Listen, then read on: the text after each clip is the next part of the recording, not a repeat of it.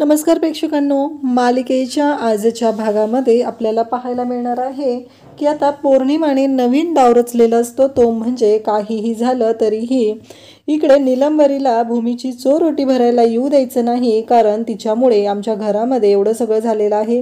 माझ्या आईंना घराच्या बाहेर काढलेलं आहे, त्यामुळं तिला या घरात येऊ द्यायचं नाही आणि भूमीचा जो आनंद आहे तो सेलिब्रेट करत आहे, तो आनंद तिला तिथे आनंदात राहू द्यायचं नाही. हा सगळा प्लॅन पौर्णिमाने केलेला असतो आणि त्यासाठी जेव्हा आकाश असली जबरदस्त युक्ती लढवतो आणि त्या क्षणी निलंबरी आणि पौर्णिमा आकाशच्या समोर त्याच्या पायाशी आलेला पाहायला मिळणार आहेत. त्याचबरोबर आकाशने आणखी एक गोष्ट केलेली आहे, ती म्हणजे काहीही झालं तरीही रागिनी पुन्हा या घरात कधीच येऊ शकणार नाही हे आकाशने ठरवलेलं आहे आणि तेवढंच ठणकावून अभिला सांगितलेलं आहे. कारण तुला जे काय वाटत आहे ना ते तुझ्याजवळ ठेवायचं, पुन्हा रागिनी या घरात येणार नाही, तुझी आई या घरात येणार नाही, एवढं स्पष्टपणे आकाशने त्याला सांगितलेलं आहे. तर हे सगळं कशा पद्धतीनं घडणार आहे ते आपल्याला आजच्या या व्हिडिओमध्ये पाहायला मिळणार आहे. त्यासाठी हा व्हिडिओ शेवटपर्यंत पहा.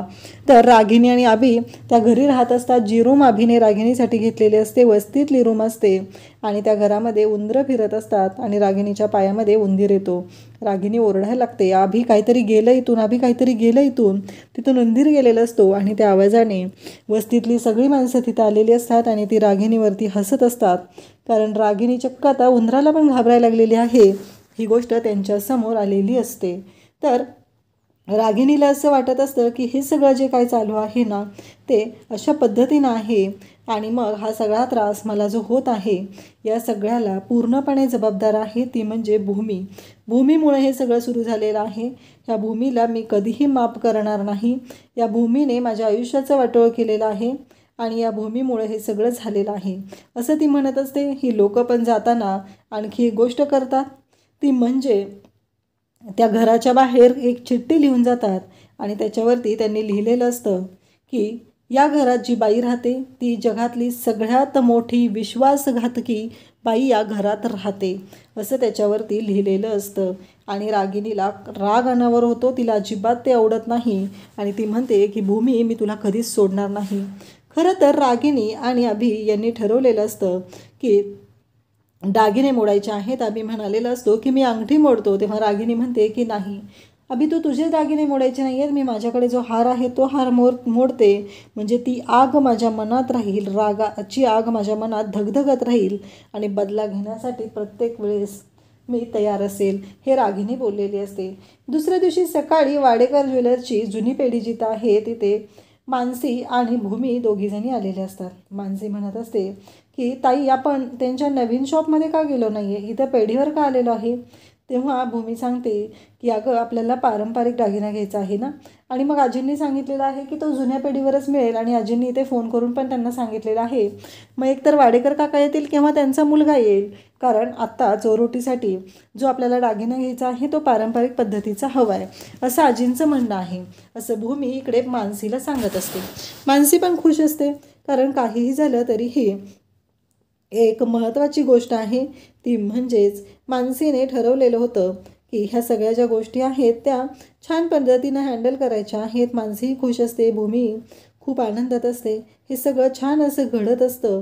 परंतु इकडे आकाश आणि त्याचबरोबर भूमी यांच्यासाठी एक आनंदाचा क्षणही आलेला असतो आणि त्यासाठी हा चोरोटीचा कार्यक्रम ठरलेला असतो आणि चोरोटी भरण्यासाठी ते सर्वजण आलेले असतात. हे सगळं चालू असतं. तर इकडे मानसी भूमी तिथं असतात, तेवढ्यातच वाडेकर काका तिथे येतात आणि म्हणतात की महाजनांच्या सुना ना. तेव्हा भूमी सांगू लागते की हो, आम्ही महाजनांच्या सुना. असं म्हणत भूमीने ते म्हणतात की तुम्हाला कोण ओळखणार नाही, कारण तुम्हाला तर सगळेच ओळखत आहेत. असं इकडे भूमीला पाहून ते बोलत असतात, कारण भूमीची तेवढी ओळख आहे आणि महाजन कुटुंबांना कोण ओळखत नाही. सगळ्यांसाठी ते महाजन कुटुंब हे सगळ्यांसाठी ओळखीचं आहे.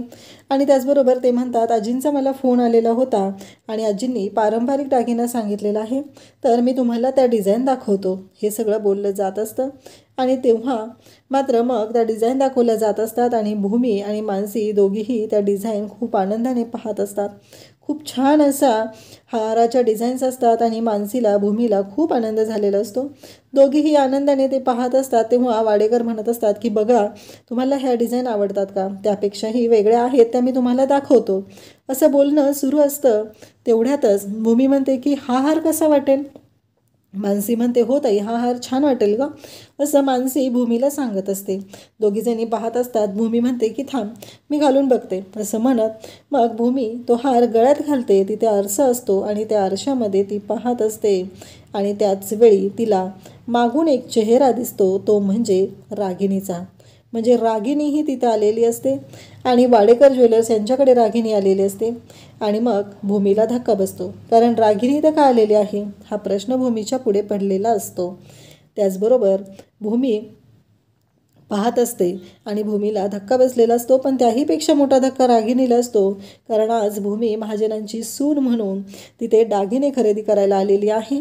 तर इकडे रागिणी ही महाजनांची लेक असून ह्या संपत्तीची प्रॉपर्टीची मालकीण असून ती मात्र इथे अशा अवस्थेत आलेली आहे की तिला तो एक दागिना तिच्याकडे जो आहे तो मोडावा लागणार आहे आणि त्या दागिन्याचं मोडून त्याचे जे पैसे येणार आहेत ते पैसे घेऊन तिला पुढचं आयुष्य जगायचं आहे. यासाठी ती तिथं आलेली आहे हे लक्षात आलेलं असतं. आणि मग भूमी तो हार आता गळ्यात घालून पाहत असते. भूमीला तो हार खूप आवडलेला असतो आणि भूमीने तो हार सिलेक्टही केलेला असतो. वाडेकर म्हणत असतात की बघा, हे आवडतंय का? नाही तर आणखी बाकीचे आहेत ते मी तुम्हाला दाखवून घेईल, असं वाडेकर काका भूमीला सांगत असतात. भूमी तो हार आनंदाने पाहत असते आणि त्याचबरोबर तिला तो हार आवडतो सुद्धा. तिचं असं म्हणणं असतं की हो, छान आहे हा हार, असं म्हणत भूमीने तो हार गळ्यात घातलेला आहे. पाठीमागून रागिणी आलेली आहे आणि भूमीला असं वाटतं की रागिणी ही आलेली आहे. मग रागिणी तिथे विचारते की तुम्ही आम्हाला या टायमिंगलाच बोलवायचं होतं का? म्हणजे तुम्ही हे मुद्दाम केले का? असं वाडेकरांना रागिणी विचारते. तेव्हा वाडेकर म्हणतात की नाही, तसं नाही. कसं आहे, तुमचा फोन झाला आणि त्यानंतर आजींचा फोन झाला, मग मला माझ्याकडे कोणताच पर्याय राहिला नाही ना, त्यामुळं मला हे करावं लागलं, असं वाडेकर इकडे रागिणीला सांगत असतात. तेव्हा रागिणीला खरं तर राग आलेला असतो. इकडे आपल्याला पाहायला मिळतं पौर्णिमा ही तिच्या आईकडे गेलेली असते. तिला काही करून भूमीच्या आयुष्यातला आनंद हा हिरावून घ्यायचा असतो, म्हणून ती तिकडे गेलेली असते. आणि जेव्हा ती तिथे जाते तेव्हा आईला सांगू लागते की काहीही झालं तरी भूमीची चोरोटी भरायची आहे आणि त्या कार्यक्रमासाठी तू जायचं नाहीस. हे सगळं तिचं बोलणं सुरू असतं. तेव्हा इकडे निलंबनी म्हणत असते, अगं तुला काय म्हणायचं आहे काय नक्की? तेव्हा पौर्णिमा सांगते की हो, कारण त्यांनी आमच्या आयुष्यामध्ये जे काही आमच्यात उलतापालत झालेले आहे त्या सगळ्याला जबाबदार ती भूमी आणि तो आकाश आहे. त्यानेच आमच्यावरती ही वेळ आणलेली आहे. निलंबरी हे तिला सांगत असते आणि ती म्हणत असते की आत्ता आजी आणि आकाश तुझ्याकडे येणार आहेत आणि ह्या सगळ्या गोष्टींसाठी ते मागणी करणार आहेत. त्यामुळं मी जे काय सांगितले ते लक्षात ठेव आणि काहीही झालं तरी त्यांना तू अजिबात तयार व्हायचं नाही, हे सगळं ती सांगत असते. तेव्हा निलंबरी म्हणते म्हणजे? तेव्हा पौर्णिमा सांगते, मी सांगितलं आहे ना तुला, तू नाही म्हणायचं तिथं चोरोटी भरण्यासाठी. हे सगळं बोलणं सुरूच असतं. त्याचबरोबर इकडे आपल्याला पाहायला मिळतं की तेवढ्यातच दरवाजा वाजतो. तेव्हा पौर्णिमा म्हणते बहुतेक ते आलेले आहेत आणि मी तुला काय सांगितले ते लक्षात आहे ना? काही झालं तरी ती चोरोटी भरायची नाही, त्या भूमीच्या आयुष्यात आनंद येऊ द्यायचा नाही. आमच्या दोघांची एवढी उलतापालत झालेली आहे आणि या भूमीला आनंद साजरा करायचा आहे, ते मी कधीच होऊ देणार नाही, असं पौर्णिमा निलंबरीला सांगत असते आणि म्हणत असते की तू त्यांना नकार दे, कारण चोरोटीचा कार्यक्रम माहेरच्यांनी ओटी भरल्याशिवाय पूर्ण होत नाही आणि त्यासाठी आपल्याला हे करावं लागणार आहे, असं पौर्णिमाने निलंबरीला ठणकावून सांगितलेलं असतं. निलंबरी दरवाजा उघडायला जाते आणि त्याचवेळी तिथं आकाश आणि आजी दोघेही आलेले असतात आणि मग ते निलंबरीला सांगू लागतात की भूमीची चोरोटी भरायचं ठरवलेलं आहे. तेव्हा फुगून बसलेली निलंबरी म्हणत असते, मग तुम्ही माझ्याकडे कशाला आलात? म्हणजे तुम्हाला माझ्याकडून काय अपेक्षा? तेव्हा निलंबरीला आजी म्हणत असतात की कसं आहे, भूमी तुमची मुलगी आहे आणि त्याचबरोबर तिची चोरोटी भरायचा मान हा तुमचा आहे, कारण तुम्ही भूमीची आई आहात, त्यामुळं तुम्हाला ही चोरोटी भरायला यावं लागेल. तेव्हा निलंबरी म्हणते की नाही, माझा काहीही संबंध नाही तिच्याशी. हे ऐकल्यानंतर आकाश म्हणतो, असं आहे का? तर निलंबरी म्हणते माझ्या मुलीला प्रत्येक वेळेस पाण्यात बघितलेलं आहे, माझ्या मुलीच्या सासूला तिनं घराच्या बाहेर काढलेलं आहे आणि मी येऊन तिची चोरोटी भरावी असं तुम्हाला वाटतं. तेव्हा इकडे आकाश म्हणतो म्हणजे अहो त्यांनी कुकर्म केलेलं होतं म्हणून त्यांना घराच्या बाहेर काढलेलं आहे. आजी म्हणतात की वांग्याचं तेल वड्यावर काढायची महाजनांच्या घरामध्ये पद्धत नाही आहे, एवढं लक्षात ठेवा. कारण अजूनही तुमची मुलगी आणि तुमचा जावई त्या घरात आहेत, कारण आकाशने आणि भूमीने त्यांना सांभाळून घेतलेलं आहे म्हणून. नाहीतर त्यांनाही घराच्या बाहेर काढायला आम्हाला वेळ लागला नसता. या स्पष्ट शब्दामध्ये इकडे आजी बोलत असतात. आजी म्हणत असतात तुम्ही काहीतरी चुकीचं बोलत आहात, तुम्हाला असं वाटत आहे की तुम्ही जे वागत आहात ते बरोबर आहे, तर ठीक आहे. तेव्हा ती म्हणते की निलंबरी मी काही भूमीची चोरोटी भरायला येणार नाही, असंही माझा आणि भूमीचा काहीही संबंध नाही. हे सगळं बोलणं चालू असतं आणि त्याचबरोबर इकडे पाहायला मिळतं की निलंबरी हट्टाला असते. ती म्हणत असते की मी काही चोरोटी भरायला येणार नाही. तुम्ही काल रात्री कसं आहे माझ्या माझ्या पुन्नूच्या सासूबाईंना घराबाहेर काढलं आणि काल माझ्या जावयावरती. तेव्हा आजी आणि आकाश यांच्या लक्षात येतं. आजी म्हणू लागतात की असं आहे का, म्हणजे बातमी पोचली म्हणायचं तुमच्याकडे. मला वाटलेलं की बातमी पोचलेली नसेल, पण बरोबर आहे तुमच्याकडे बातमी पोचली त्यामुळं तर तुम्ही हे बोलत आहात ना. पण तुमच्या हे गोष्ट लक्षात येत नाही की या सगळ्याचा परिणाम काय होणार आहे. आकाशला सगळं माहिती असतं, निलंबरी येणार नाही हेही माहिती असतं. कारण निलंबरीचा जो स्वभाव आहे तो आकाश चांगलाच ओळखून असतो. आणि मग आकाश म्हणू लागतो की ठीक आहे. आणि मग आकाश इकडे पौर्णिमाची तर वाटच लागलेली असते, कारण तिच्या आईने स्वतःहूनच ही गोष्ट आता सांगितलेली आहे. मग आकाश आणि आजींच्या लक्षात येतं की हे सगळं कारस्थान पौर्णिमाचं आहे, पौर्णिमानेच तिच्या आईला फितवलेलं आहे, कान भरण्यासाठी ती आलेली आहे हे लक्षात आलेलं असतं. तेव्हा आजींना पण चांगलंच माहिती आहे की पौर्णिमा कोणत्या थराला जाऊ शकते. आणि इकडे निलंबरी म्हणत असते की हे बघा माझा आणि त्या भूमीचा काहीही संबंध नाही. तिने माझ्या मुलीचा मान सन्मान सगळं हिरावून घेतलेलं आहे. प्रत्येक वेळेस माझ्या मुलीच्या वाटेमध्ये येऊन तिने काठी पेरण्याचं काम केलेलं आहे. त्यामुळं मी तुम्हाला स्पष्ट सांगत आहे की त्या भूमीची ओटी भरण्यासाठी मी येणार नाही. तेव्हा मात्र आजींना त्याचबरोबर आकाशला खूप वाईट वाटत असतं, कारण भूमीची आई ही सावत्र आई आहे हे तर आधीच माहिती आहे, पण ती कोणत्या थराला जाऊ शकते ही गोष्ट मात्र आणखीनच स्पष्ट झालेली असते. कारण इकडे निलंबरीने जे केलेलं असतं कांड त्याच्यावरती आकाशने छान उपाय केलेला असतो. आणि आकाश अथर्वला म्हणतो की अथर्व आत ये. अथर्व 2 बॅगा घेऊन येतो आणि यांना धक्काच बसतो. निलंबरी म्हणत असते की हे काय आहे. तेव्हा आकाश म्हणतो की हे बघा कसं आहे तुमच्या भूमीशी काही संबंध नाही आहे, ह्या पौर्णिमा आणि अभिच्या बाळगा आहेत तर त्या तुमच्या घरात ठेवून घ्या, आमचाही त्यांच्याशी काहीही संबंध नाही हे स्पष्टपणे आकाशने सांगितलेलं असतं. आणि तेव्हा मात्र आता निलंबरीची आणि त्याचबरोबर पौर्णिमाची वाट लागते. इकडे रागिनी मात्र बोलत असते. रागिनी म्हणत असते की हे जे काय चालू आहे तुम्ही आम्हाला यांच्यासमोर का बोलवलं. तर ते म्हणतात की अहो त्यांचा फोन आधी झालेला होता ना, तर त्यासाठीच बोलवलेलं आहे. हे चालूच असतं. आणि त्याचवेळी रागिनी म्हणते की ठीक आहे आम्ही नंतर येतो. तेव्हा ते म्हणतात की त्यांना वेळ लागणार आहे, त्यांचं दागिने घ्यायचं आहे, खरेदीचं काम आहे, तर तुम्ही आधी लवकर करून घ्या, तुम्ही काय आणलेलं आहे ते द्या.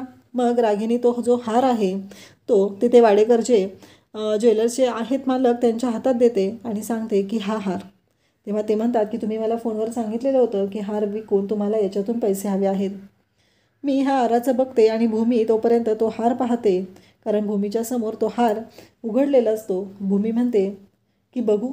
मग वाडेकर त्याचा हिशोब करत असतात, कारण त्यांना तो हार जो आहे तो आता परत त्यांनी विकायला घेतलेला असतो. त्यांनी ठरवलेलं असतं की या हाराचं काय करायचं आहे, कशा पद्धतीनं हे सगळं करायचं आहे हे त्यांच्या डोक्यात सुरू असतं.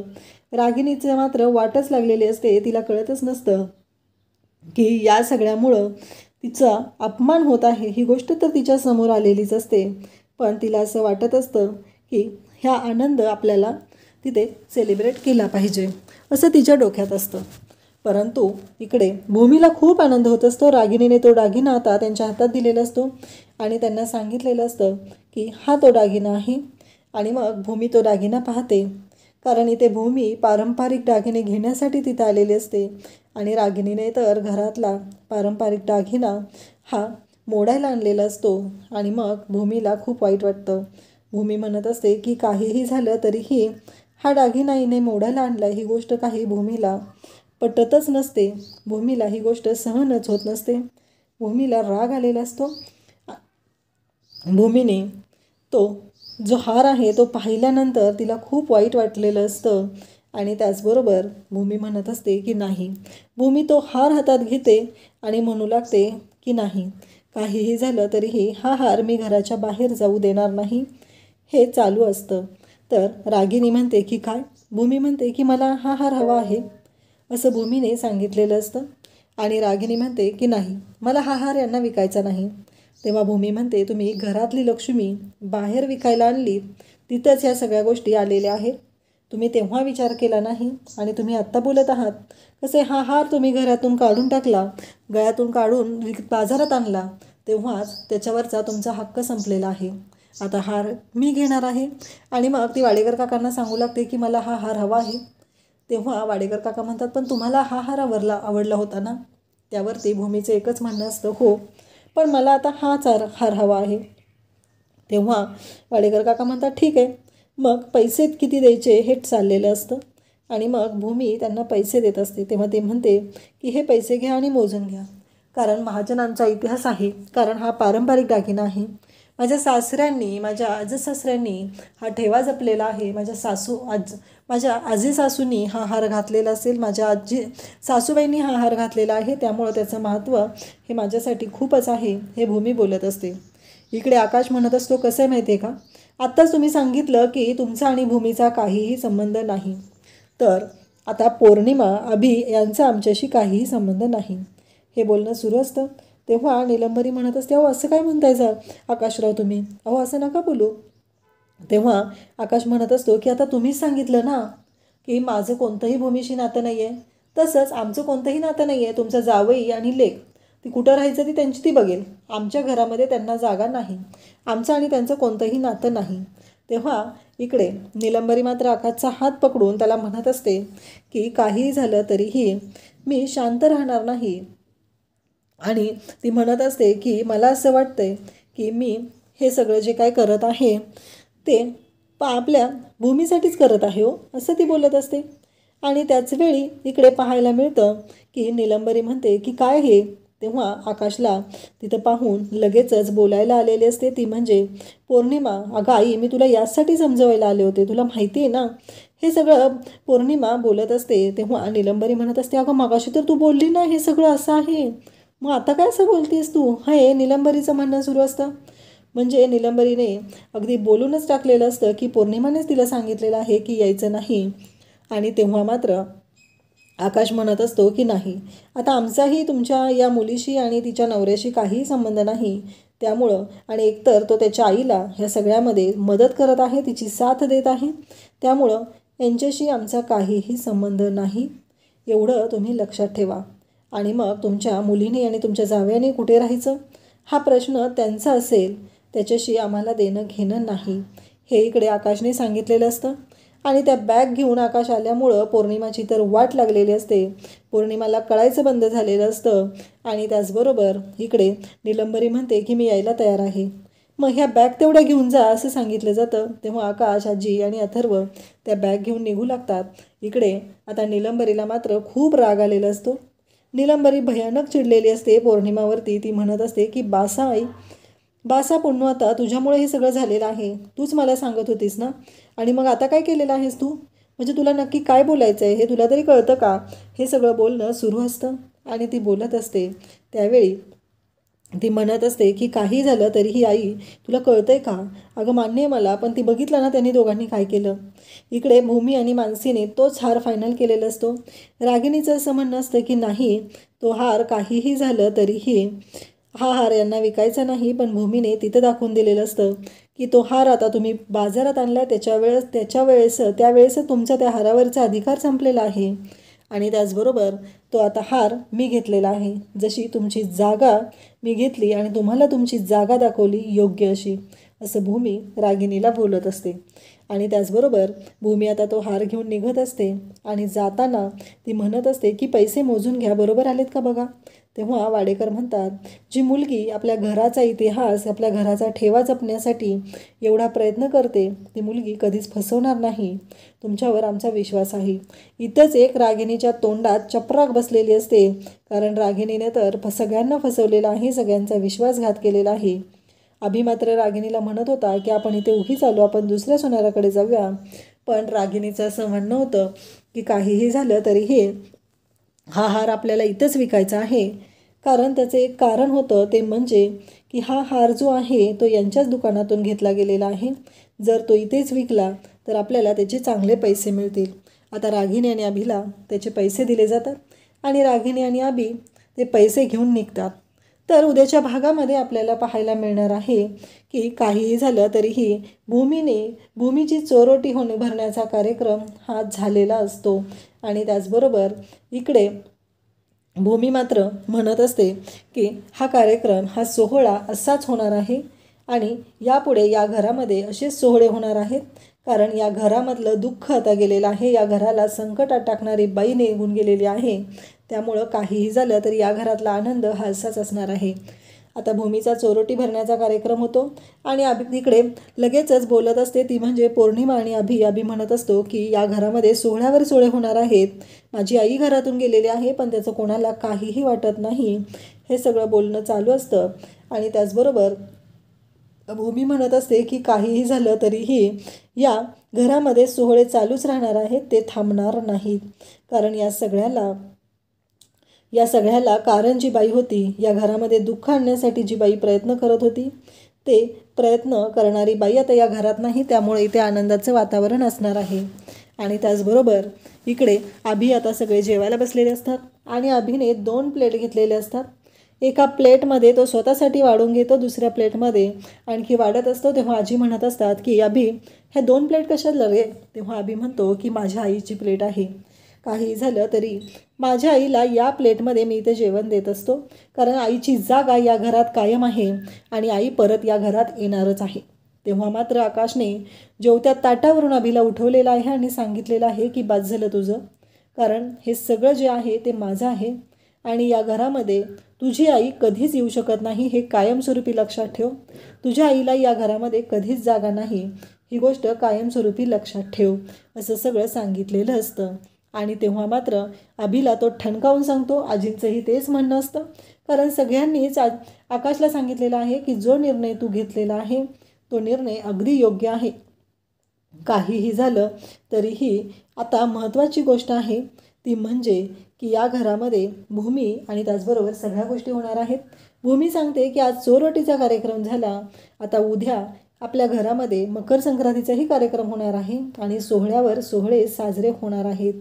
हे इकडे भूमीचं म्हणणं असतं आणि भूमी त्यासाठी प्रयत्न करत असते. तर अशाच अपडेटसाठी चॅनलला सबस्क्राईब करा. भूमी आणि आकाशचा हा निर्णय तुम्हाला कसा वाटतो ते नक्की कमेंट करून सांगा. थँक्यू.